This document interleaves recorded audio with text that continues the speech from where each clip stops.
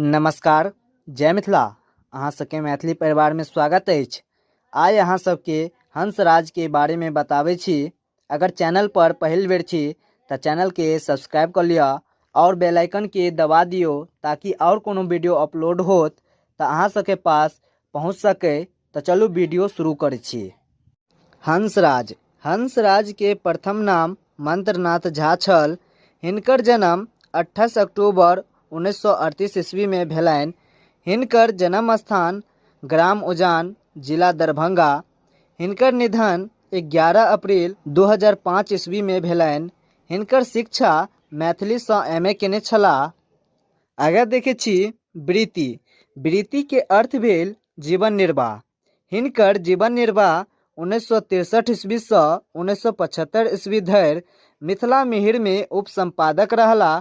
ओहि के तुरंत बाद 1975 ईस्वी से सीएम कॉलेज दरभंगा में मैथिली विषयक प्राध्यापक रहला। कृति। कृति के अर्थ भेल रचना।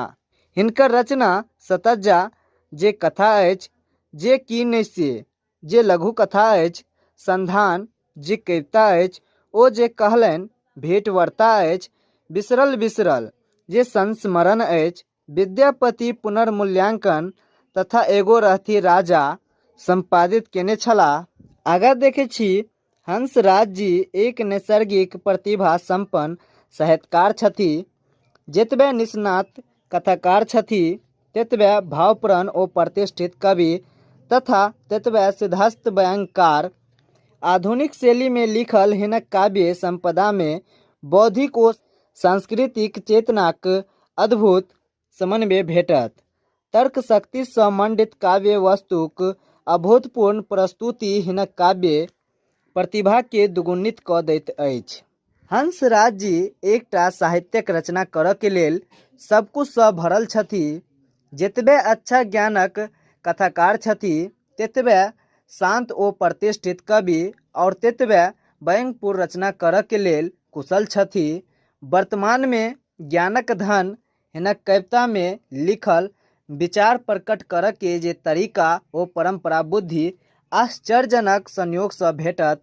हिनक कविता में जे जान समझ के जे शक्ति अछि, सजावऽ के वस्तु आश्चर्यजनक अछि। हिनक कविता प्रशंसा और स्वभाव दुगुना क दैत अछि। आइ अहाँ सबके हंसराज के बारे में बतेलहुँ। आशा कर छी ई वीडियो अहाँ सबके अच्छा लागत। अच्छा लागे तो लाइक कर देवे। तो चलू आइ के लेल एतबे। धन्यवाद। जय मिथिला।